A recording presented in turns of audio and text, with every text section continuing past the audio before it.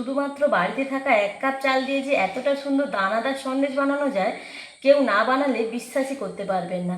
সন্দেশগুলো কতটা সুন্দর হয়েছে দেখুন, মুখে দিলেই মিলিয়ে যাবে। একদম দোকানের থেকেও সেরা সেরা হয়েছে। অবশ্যই বন্ধুরা একবার হলেও এই দানাদার সন্দেশ বাড়িতে বানিয়ে দেখবেন। রাধে রাধে বন্ধুরা, কাঁচা চাল দিয়ে আজ বানিয়ে দেখাবো দানাদার মিষ্টি। একদম কম সময়ে আর হাতে গোনা কয়েকটা উপকরণে এই দানাদার মিষ্টি আপনারা বাড়িতে বানিয়ে নিতে পারবেন। আর এই দানাদার মিষ্টিগুলো খেতে এতটাই সুন্দর হয়, মুখে দিলেই মিলিয়ে যায়। পুরো ভিডিওটি দেখতে থাকুন, আশা রাখছি আপনাদের অনেক ভালো লাগবে। আজকের এই দানাদার সন্দেশ বানানোর জন্য এখানে আমি 1 বাটি গোবিন্দভোগ চাল নিয়েছি। আপনারা চাইলে বাসমতি চাল কিংবা বাড়িতে যেই চালের আপনারা ভাত বানিয়ে খান সেই চাল দিয়েও এই সন্দেশটা বানিয়ে নিতে পারবেন। গোবিন্দভোগ চালটাকে একবার খুব ভালোভাবে ধুয়ে জল ছেঁকে তুলে নেব, কারণ গোবিন্দভোগ চালের সুন্দর একটা গন্ধ রয়েছে। যদি বারবার ধোয়া হয় তাহলে কিন্তু সেই গন্ধটা চলে যাবে। একটু জলটাকে ছেঁকে একটা থালার মধ্যে খুব ভালোভাবে মিলিয়ে দেব।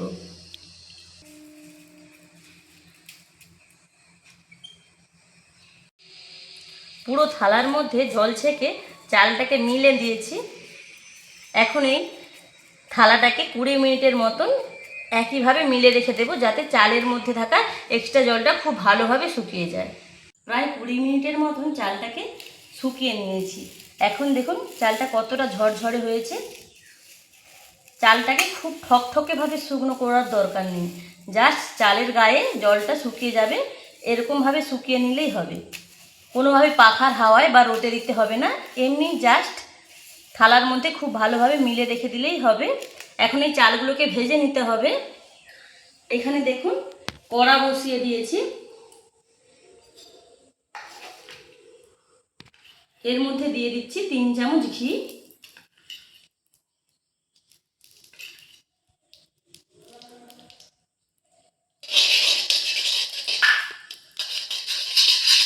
ঘি দিয়ে যদি চালটাকে ভাজা যায়, দানাদার মিষ্টিগুলো খেতে খুবই সুন্দর লাগে। ঘিটাকে একটু গলিয়ে নিচ্ছি। ঘি ভালোভাবে গরম হয়ে গেলে শুকনো করা চালগুলো দিয়ে দেব।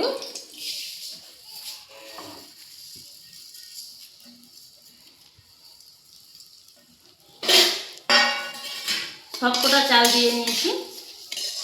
এখন মিডিয়াম আছে প্রায় 15 মিনিটের মতন চালগুলোকে ভেজে নেব, তবে মিডিয়াম আছে কিন্তু ভাজতে হবে।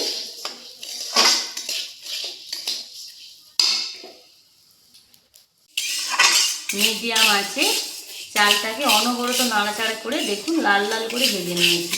কিন্তু বন্ধুরা অনবরত নাড়াচাড়া কিন্তু করতেই হবে, না হলে কিন্তু নিচের চাল পুড়ে যাবে আর ওপরের চালগুলো সাদা সাদা হয়ে যাবে।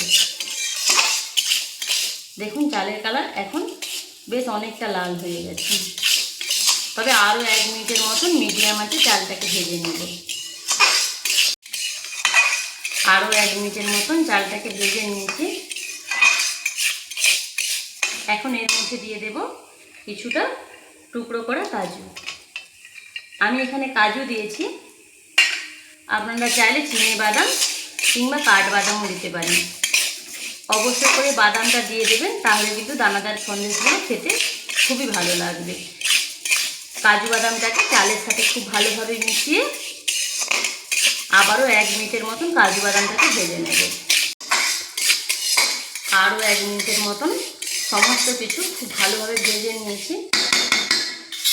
এর থেকে আর বেশি ভাজবো না। এবার কড়া থেকে চালটাকে নামিয়ে নেব। নামিয়ে পুরোপুরিভাবে চালটাকে ঠান্ডা করে নেব। চালটা ততক্ষণে ঠান্ডা হতে থাক। এই পাশে এই দানাদার মিষ্টি বানানোর জন্য কিছুটা দুধের প্রয়োজন। দেখুন এখানে আমি 500 গ্রাম লিকুইড দুধ নিয়েছি। দুধটা খুব ভালোভাবে ফুটিয়ে নেব। আগে থেকে ছেঁকে রেখেছি, কড়ার মধ্যে দুধটা দিয়ে দিলাম। জাল করে নেব দুধের মধ্যে, দুধটা যাতে একটু ফুটে যায়।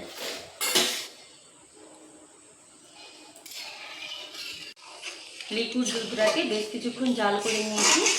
এখন দুধটা বেশ অনেকটাই ঘন হয়ে গেছে, এর থেকে বেশি ঘন করব না। নামিয়ে নিচ্ছি কড়া থেকে দুধটাকে। দুধটা নামিয়ে এক সাইডে রেখে দিলাম। এদিকে দেখুন চালটা বেশ অনেকটা ঠান্ডা হয়ে গেছে। এখন মিক্সিতে গুঁড়ো করে নেব চালটাকে। আমি এখানে মিক্সিতে গুঁড়ো করে নিচ্ছি, আপনারা চাইলে শিলনোড়াতে গুঁড়ো করে নিতে পারেন। যেহেতু চালটা ভাজা হয়েছে তাই গুঁড়ো করতে কোনো অসুবিধা হবে না। এখানে মিক্সিতে চালটাকে গুঁড়ো করে নিয়েছি। দেখুন একদম মিহিভাবে কিন্তু গুঁড়ো করিনি, যেহেতু আজকের মিক্সিটার নাম দানাদার সন্দেশ, তাই দেখুন একটু দানা দানা থাকবে, এরকমভাবে গুঁড়ো করতে হবে। এখন মিষ্টিটা আমরা বানিয়ে নেব, তাই এখানে গ্যাসে একটা কড়া বসিয়ে দিয়েছি। মিষ্টি বানানোর জন্য একটা ক্যারামেল বানিয়ে নিতে হবে, তাই কড়ার মধ্যে দিয়ে দিচ্ছি 3 চামচের মতন জল।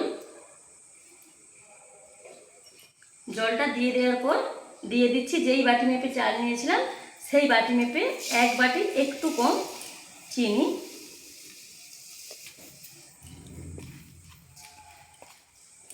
চিনি দিয়ে দেওয়ার পর আর কোনো রকম নাড়াচাড়া করব না, অপেক্ষা করব চারিদিকটা ক্যারামেল তৈরি হওয়া পর্যন্ত।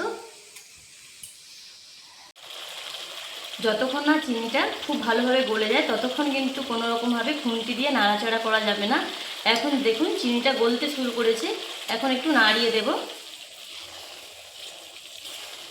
আর এরকম অনবরত নাড়াচাড়া করে চিনির ক্যারামেলটা তৈরি করে নেব।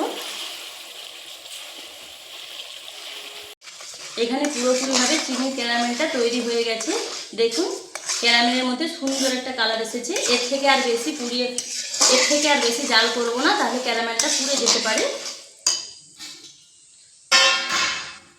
এদিকে যে দুধটা জাল করে ঘন করে রেখেছি এই ক্যারামেলের মধ্যে দেব অল্প অল্প, আর নাড়াচাড়া করতে থাকবো।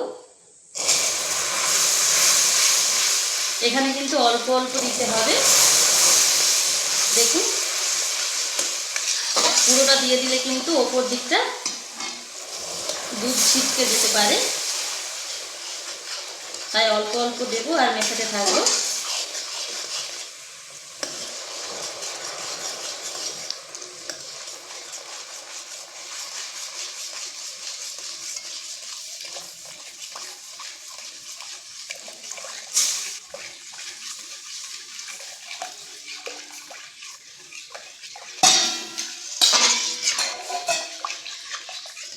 পুরো দুধটা দিয়ে দিয়েছি। দেখুন এখন একটু দানা দানা থাকতে পারে, বেশ কিছুক্ষণ খুব ভালোভাবে মিশিয়ে নেওয়ার পর এই দানা দানাগুলো চলে যাবে।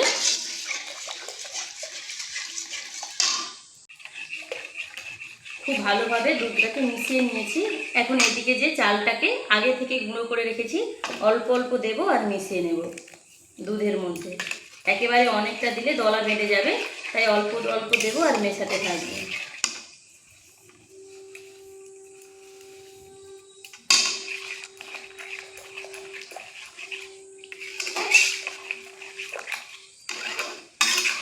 অবশ্যই কিন্তু পুরো প্রসেসটা চলবে মিডিয়াম আছে।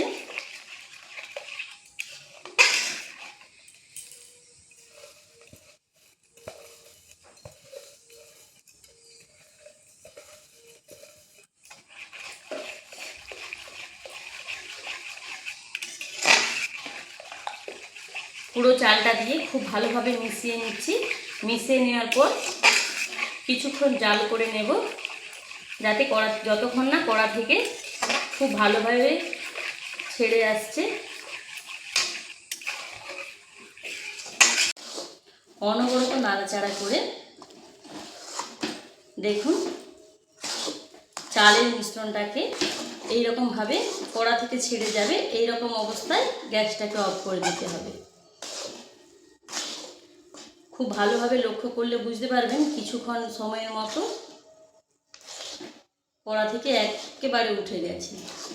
এর থেকে আর বেশি পাক করা যাবে না। এখন কড়ার মধ্যে রেখে হালকা একটু ঠান্ডা করে নেব। এদিকে দেখুন, এদিকে দানাদার মিষ্টিটা একটা বক্সের মধ্যে বানাবো, তাই এই বক্সের নিচে কিছুটা ঘি দিয়ে দিচ্ছি।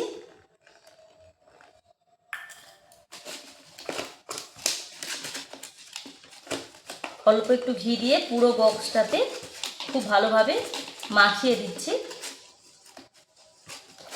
যাতে মিষ্টিটা সেট হয়ে যাওয়ার পর কোনো রকমভাবে নিচে বসে না যায়।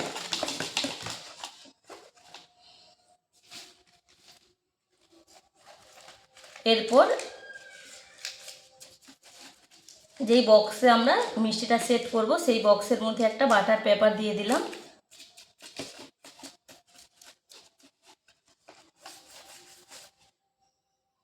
বাটার পেপারের উপরেও একটু অল্প ঘি মেখে দিচ্ছি। যেই বক্সে আমরা মিষ্টিটা সেট করব সেটা তো রেডি হয়ে গেছে। এই পাশে কড়ার মিশ্রণটাও বেশ অনেকটাই ঠান্ডা হয়ে গেছে, খুব একটা ঠান্ডাও নয় আবার খুব একটা গরম নয়। এরকম অবস্থায় দানাদার মিষ্টিটাকে সেট করে নিতে হবে।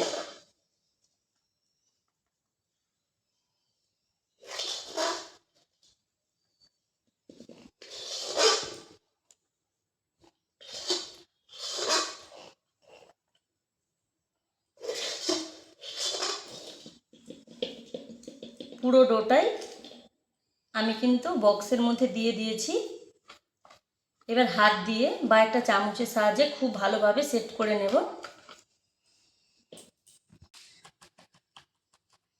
খুব ভালোভাবে বাক্সের মধ্যে সন্দেশটাকে সেট করে নিয়েছি। এখন ওপর থেকে একটু কাজু গ্রেড করে দিচ্ছি, খেতেও ভালো লাগবে আর দেখতেও ভালো লাগবে।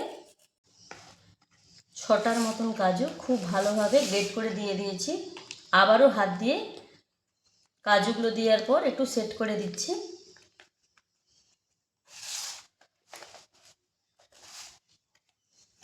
এবার ওপর থেকে ঢাকনা লাগিয়ে বাক্সটাকে পুরোপুরিভাবে ঠান্ডা করে নেব।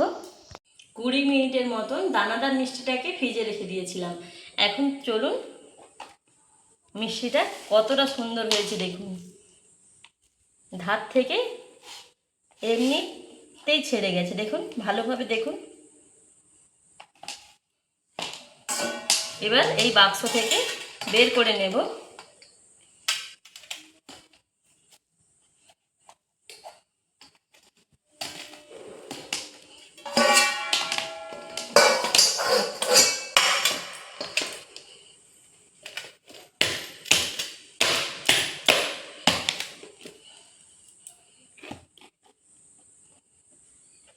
দেখুন নিজে থেকেই কত সুন্দরভাবে মিষ্টিটা উঠে গেছে বক্স থেকে, আর দেখতে তো কতটা সুন্দর হয়েছে।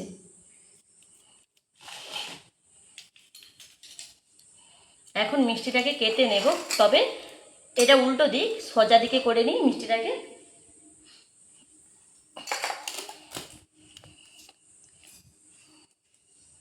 মিষ্টিটাকে এখন আমি পিস পিস করে কেটে নেব।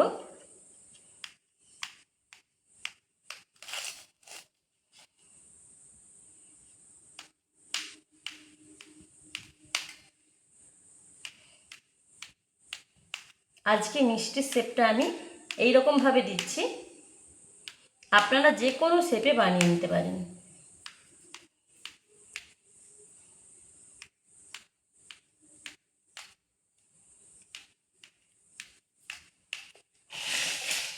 সবকটা মিষ্টি কেটে নিয়েছি, এখন একটা প্লেটের মধ্যে তুলে নেব। দেখুন বন্ধুরা মিষ্টিগুলো কতটা সুন্দর হয়েছে।